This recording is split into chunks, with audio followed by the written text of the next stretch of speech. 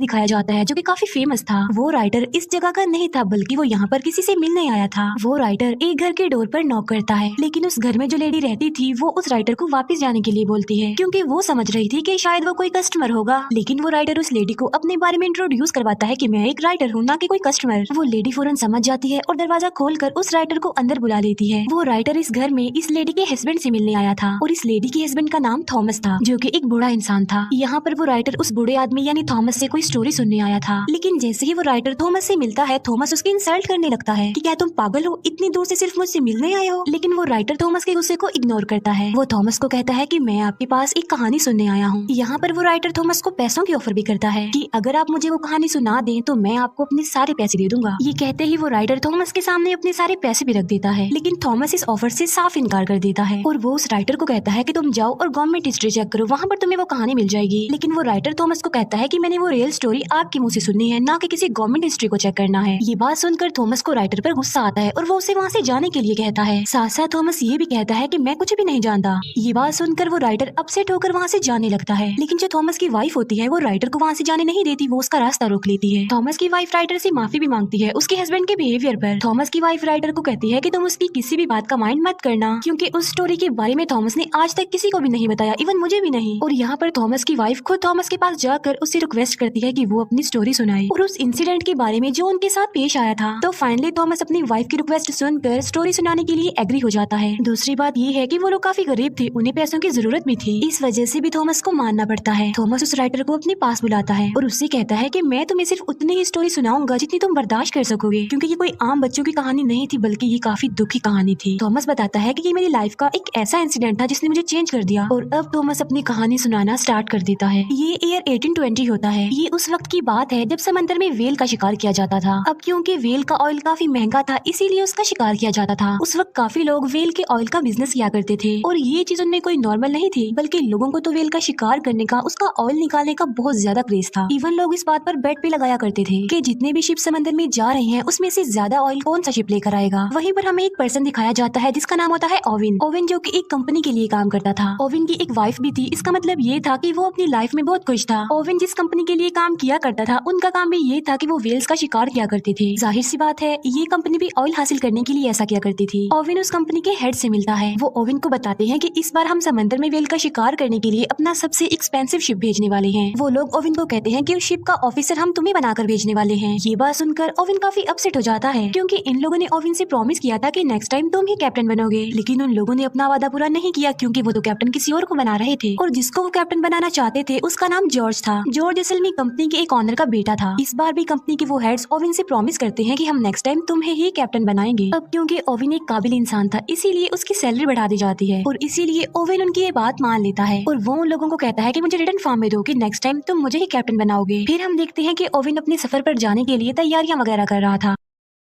Oven की wife उसके जाने पर ज्यादा खुश नहीं थी। वो ओवेन को कहती है कि तुम मुझसे प्रॉमिस करो कि तुम सही सलामत जल्द से जल्द वापस आओगे। ओवेन की वाइफ उसे एक लॉकेट भी पहना देती है ताकि ओवेन को उसका ये प्रॉमिस याद रहे। इसके बाद हमें वही लड़का जॉर्ज दिखाया जाता है जो कि कैप्टन था। वहीं पर जॉर्ज का फादर भी था। जॉर्ज का फादर उसे कहता है कि बेटा जाओ और कामयाब होकर ही वापस आना। फिर वो सब लोग जिन्होंने शिकार पर जाना था वो एक जगह पर आकर इकट्ठा हो जाते हैं। उन लोगों को भेजने के लिए वहाँ पर सिटी के काफी लोग भी आए होते हैं। वहीं पर हमें एक यंग लड़का दिखाया जाता है जिसका नाम होता है थॉमस। जी हाँ बिल्कुल, ये वही यंग थॉमस है जो हमें स्टोरी सुना रहा है जो कि अब बूढ़ा हो गया है। थॉमस जो कि शिकार के लिए फर्स्ट टाइम जा रहा था समंदर में। उसी शिप पर ओवेन का बचपन का फ्रेंड भी था और उसके बाकी फ्रेंड्स भी थे और साथी थे। इसके बाद ओवेन और कैप्टन जॉर्ज एक दूसरे से मिलते हैं और बस यहीं से उन दोनों की नोकझोंक शुरू हो जाती है क्योंकि जॉर्ज अपने कैप्टन होने का रोब ओवेन पर जमा रहा था, लेकिन ओवेन तो कुछ भी नहीं कर सकता था क्योंकि जॉर्ज कैप्टन था और उसे उसके अंडर ही काम करना था। फिर ये लोग अपने सफर पर चल पड़ते हैं और थोड़ी ही दूर जाते ही शिप में खराबी हो जाती है। ऐसा फील हो रहा था कि जैसे शिप एक जगह पर फंस गया हो, लेकिन यहाँ पर ओवेन अपने स्किल्स का इस्तेमाल करके उस डिफिकल्ट कंडीशन को टैकल करता है बहुत अच्छे से। अब जाहिर सी बात है ओवेन ऐसा इसलिए कर पाया क्योंकि वो बहुत ज्यादा एक्सपीरियंस था, लेकिन जो कैप्टन जॉर्ज था वो ऐसा बिल्कुल भी नहीं था। मतलब ये कि उसमें कोई भी ऐसी स्किल्स ऐसी एबिलिटीज नहीं थी। इसीलिए जब वो ओवेन की एबिलिटीज ये स्किल्स देखता है तो वो जेलस हो जाता है ओवेन से और इस बात का बदला वो रात को डिनर पर ओवेन से लेता है। जॉर्ज ओवेन की काफी इंसल्ट करता है कि तुम गरीब हो और सिर्फ एक फार्मर के बेटे हो। अब क्योंकि ओवेन से ये इंसल्ट बर्दाश्त नहीं हो रही थी और वो कुछ कर भी नहीं सकता था, इसीलिए वो वहाँ से उठकर चला जाता है और अपने साथियों को कहता है कि हमने कल सुबह जल्दी उठना है। उस शिप पर हम ये बात नोटिस करते हैं कि गरीब लोगों को ज्यादा इंपॉर्टेंस नहीं दी जाती थी, बल्कि उन्हें हमेशा छोटा ही समझा जाता था। नेक्स्ट डे जॉर्ज फिर से ओवेन को ऑर्डर लगाने लगता है। अब ना चाहते हुए भी ओवेन को जॉर्ज का ऑर्डर मानना ही पड़ता था, लेकिन फिर तभी ओवेन का ध्यान एक समुद्री तूफान पर जाता है। वो ये बात जॉर्ज से शेयर करता है कि आगे समुद्री तूफान है, हमारे लिए खतरा है, इसीलिए हमें शिप को वापस मोड़ लेना चाहिए। लेकिन जॉर्ज ओवेन की ये बात नहीं मानता और शिप को तूफान में ही ले जाने का ऑर्डर दे देता है। और जब वो लोग तूफान में एंटर करते हैं तो वो लोग वहाँ पर फंस जाते हैं। तूफान में भी ओवेन चिल्ला रहा होता है कि शिप को वापस मोड़ लिया जाए जल्दी से, लेकिन जॉर्ज अभी तक अपनी जिद पर अड़ा हुआ था और वो शिप को और ज्यादा तूफान के अंदर ले जाता है। ऐसा करने से उनके लिए काफी खतरा था, उनकी जान का खतरा, शिप डूबने का खतरा, लेकिन किसी तरह करके वो तूफान से बाहर आ जाते हैं। इसके बाद जॉर्ज ओवेन को कहता है कि तुम सबके सामने मुझसे सॉरी बोलोगे और हम इस शिप को वापस अपने आइलैंड पर लेकर जाएंगे। इसका मतलब ये है कि हम वेल का शिकार किए बगैर ही यहाँ से वापस चले जाएंगे। लेकिन यहाँ पर ओवेन जॉर्ज को काफी समझाने की कोशिश करता है कि देखो, सिचुएशन को समझने की कोशिश करो, हम वापस खाली हाथ नहीं जा सकते, क्योंकि ये बहुत सारे लोगों की जिंदगियों का सवाल है। वो लोग हमारा इंतजार कर रहे हैं कि हम तेल लेकर ही वापस लौटेंगे। और यहाँ पर ओवेन जॉर्ज को राजी कर लेता है, इसीलिए वो लोग वापस जाने की बजाय अपने सफर के लिए आगे बढ़ते हैं। इसके बाद हमें डायरेक्ट 3 महीने बाद का सीन दिखाया जाता है और वो लोग एक ऐसी जगह पर पहुंच जाते हैं जहाँ पर उन्हें बहुत सारी वेल्स मिल जाती हैं। वो लोग वेल्स का शिकार करने के लिए अपनी बोट पर ही निकल जाते हैं। तभी ओवेन एक वेल पर अटैक कर देता है और वो वेल पहले तो बचने की काफी कोशिश करती है, लेकिन फिर वो मर जाती है। बाद में वो लोग उस वेल को शिप पर ले आते हैं और वो लोग उसका तेल निकालने लग गए। उन लोगों ने अब वेल के अंदर भी तो किसी को भेजना ही था। अब क्योंकि थॉमस साइज में काफी छोटा था, इसीलिए ओवेन वेल के अंदर थॉमस को भेजता है। फिर शिकार किए उन्हें काफी दिन गुजर जाते हैं, लेकिन अब उन्हें कोई भी शिकार नहीं मिल रहा था। और मुसीबत की बात तो ये थी कि उनके खाने का सामान भी खत्म हो रहा था। अब क्योंकि वो लोग ज्यादा आगे तक नहीं गए थे, इसीलिए वो बीच में एक आइलैंड पर रुक जाते हैं। वहीं पर वो लोग एक कैप्टन से मिलते हैं और वो भी वेल के शिकार के लिए ही वहाँ पर आया था। वो सब लोग उस आदमी से मिलते हैं और वो उन लोगों को अपने शिकार की आखिरी कहानी सुनाता है।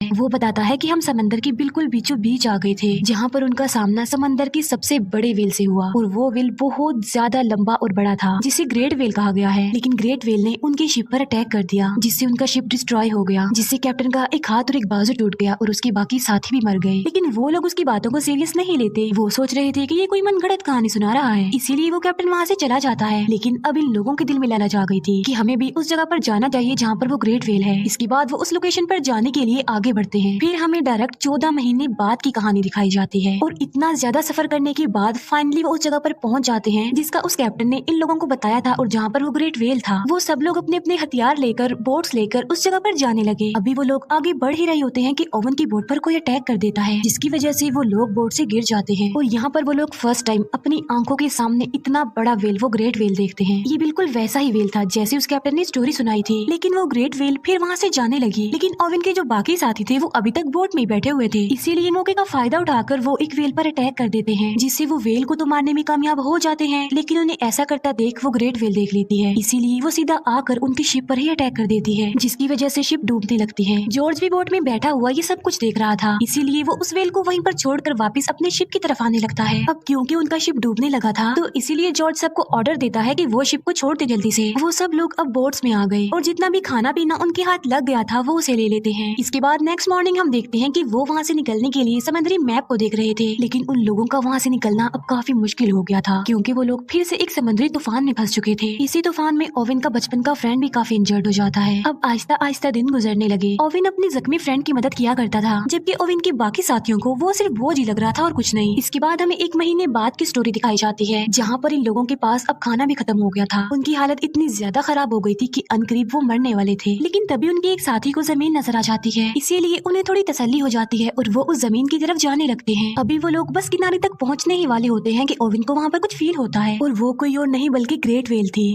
जो कि उन सारी बोट से टकरा जाती है और उनकी बोट्स टूट जाती हैं। तब वो लोग समंदर की लहरों के साथ किनारे तक पहुंच जाते हैं और अब उन लोगों की हालत किसी जानवर से कम तो नहीं थी, यानी आइलैंड पर आकर उन्हें जो कुछ भी मिलता जा रहा था वो उसे ही खा रहे थे जिंदा रहने के लिए। फिर जॉर्ज अपने साथियों को आग जलाने के लिए बोलता है, जिससे होगा ये कि अगर समंदर में कोई शिप होगा तो वो उन लोगों को देख लेगा और उन्हें वहाँ से ले जाएगा। जहाँ पर वो लोग रह रहे थे वो एक बंजर आइलैंड था, वहाँ पर कोई आबादी नहीं थी। फिर एक दिन खाने की तलाश में उन्हें उस आइलैंड पर एक केव मिल जाती है, जिसके अंदर बहुत सारे लोगों के स्केलेटन्स पड़े हुए थे। इसका मतलब ये है कि वहाँ पर पहले भी लोग आकर फंस चुके थे, लेकिन उनकी हेल्प के लिए कोई नहीं आया। इसीलिए वो लोग सोच रहे थे कि वो भी एक दिन उन्हीं लोगों की तरह मर जाएंगे। फिर वो लोग वहाँ से निकलने का फैसला करते हैं और अपनी टूटी हुई बोट्स को रिपेयर करने लगते हैं। उनमें से कुछ लोग आइलैंड पर रहने का ही डिसाइड करते हैं और उन लोगों में ओवेन का बचपन का फ्रेंड भी शामिल था। लेकिन जाते जाते ओवेन अपने फ्रेंड से प्रॉमिस करके जाता है कि मैं तुम्हारे लिए हेल्प जरूर लेकर आऊंगा।